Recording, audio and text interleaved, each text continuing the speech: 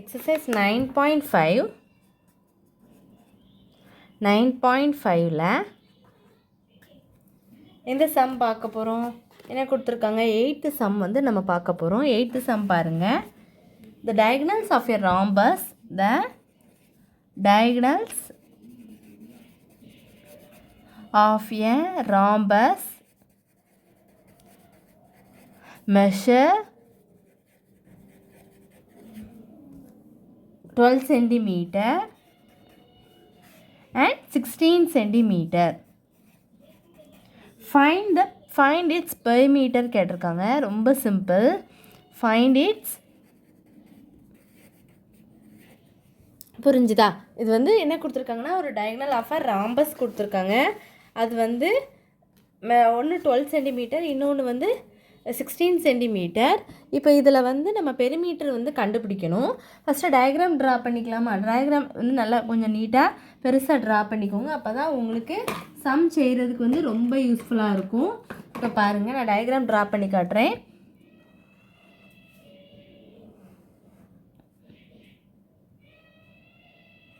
இது ராம்பஸ். இப்போ ராம்பஸ் வரைஞ்சாச்சா? இதில் வந்து இப்போ இது வந்து இன்டர்செக்ட் வித் ஈச் அதர் வந்து என்னது 90 டிகிரி. அப்போது இது ஏன்னு எடுத்துக்கோங்க, இதை வந்து பின்னு எடுத்துக்கோங்க, இதை சின்னு எடுத்துக்கோங்க, இது டி. அப்படி தானே? இப்போது இந்த சென்டர் பாயிண்ட் வந்து நம்ம என்னென்னு எடுத்துக்கோன்னா ஈன்னு எடுத்துக்கிறோம். அடுத்து அவங்க 2 வேல்யூ கொடுத்துருக்காங்களா? ஒன்று வந்து என்ன கொடுத்துருக்காங்க, 12 சென்டிமீட்டர். அப்போ 12, இங்கே வந்து 16, இந்த இடம் வந்து 16, இந்த இடம் வந்து என்னது 12ன்னு கொடுத்துட்டாங்க. அப்போ என்ன எழுதுவீங்க, எப்படி எழுதலாம்? சம்மை வந்து எப்படி எழுதணும் அப்படின்னா, ஏபிசிடி வந்து ஒரு ராம்பஸ்.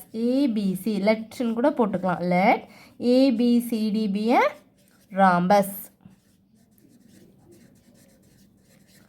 போட்டாச்சா? இப்போது என்ன வரும், எல்லா சைடுமே ஈக்குவல். இதுக்கு இது ஈக்குவல், இதுக்கு இது ஈக்குவல் அப்படின்னு சொல்லியிருக்காங்க. அப்போ ஆல் சைட்ஸ் நீங்கள் எப்படி எழுதணும்னா, all sides of the rhombus have equal sides. Rhombus have equal sides,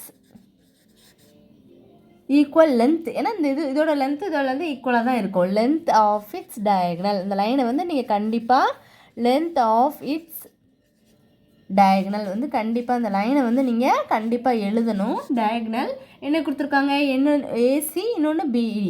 அப்போ இது ஏசி அண்ட் என்னது ஆண்டுக்கு தான் நான் அப்படி ஷார்ட்டாக போட்டிருக்கேன். பிடி R intersecting each other at a point E. இது வந்து இந்த ரெண்டுக்கும் இந்த இதுக்கு வந்து இன்டர்செக்ட் ஆகுதா, அந்த பாயிண்ட் வந்து என்னதுன்னு சொல்கிறோம், ஈன்னு சொல்கிறோம். அப்போ நம்ம ஆல்ரெடி நமக்கு என்ன தெரியும், we know that.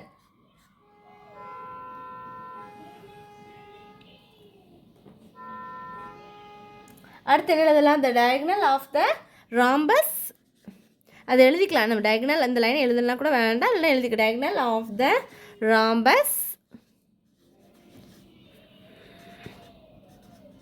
rhombus bisect each other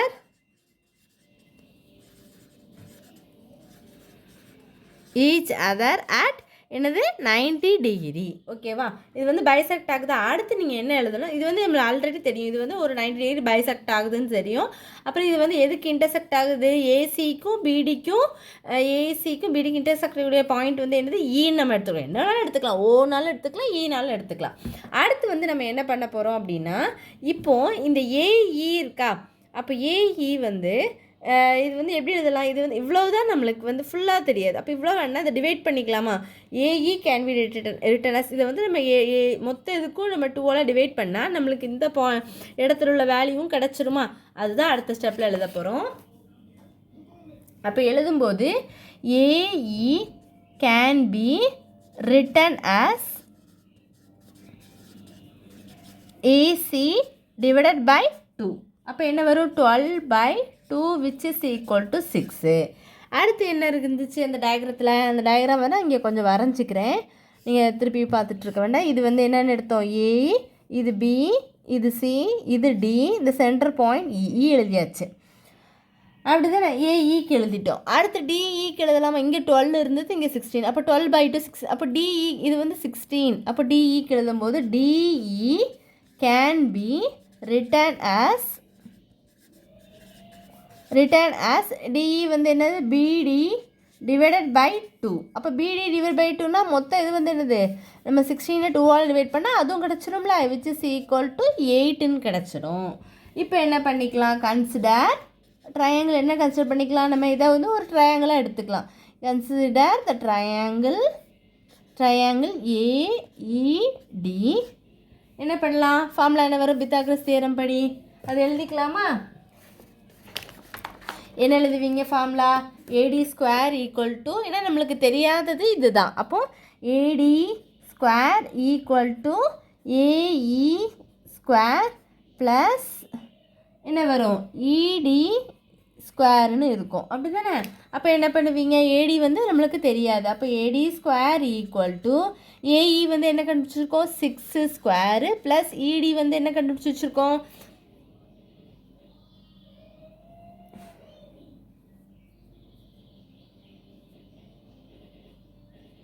DE வந்து அதான் கரெக்டு தான். ஏஇ வந்து 6, அடுத்து டிஇ வந்து என்ன கண்டுபிடிச்சி வச்சுருக்கோம்? 8. அப்போ 8 ஸ்கொயரு.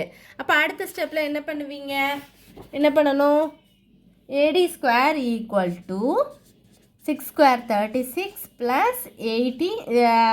அப்போ இங்கே என்ன இருந்துச்சு? இதில் 8 ஸ்கொயர் வந்து நம்ம எப்படி போடணும்? 64. அப்போ நெக்ஸ்ட் பேஜில் நம்ம என்ன போட்டுக்கணும்? இது வந்து 64ன்னு போட்டுக்கணும். அப்போ ஏடி ஸ்கொயர் ஈக்குவல் டு 100. அப்போ AD which is equal to 10. இப்போ என்ன வேணும்? Perimeter of the rhombus. Find its perimeter of the rhombus formula என்னது? பெரிமீட்டர் ஆஃப் த ராம்பஸ் என்ன ஃபார்முலா? 4a. அப்போ 4 into 10 which is equal to என்னது? 40. அப்போ 40 is the answer. ஆன்சர் வந்து என்னது? 40. இவ்வளோதான் இந்த வீடியோ. நல்லா போட்டு பாருங்கள். இவ்வளோதான் சம்மு. ரொம்ப இம்பார்ட்டண்டான சம்மு. Thank you students.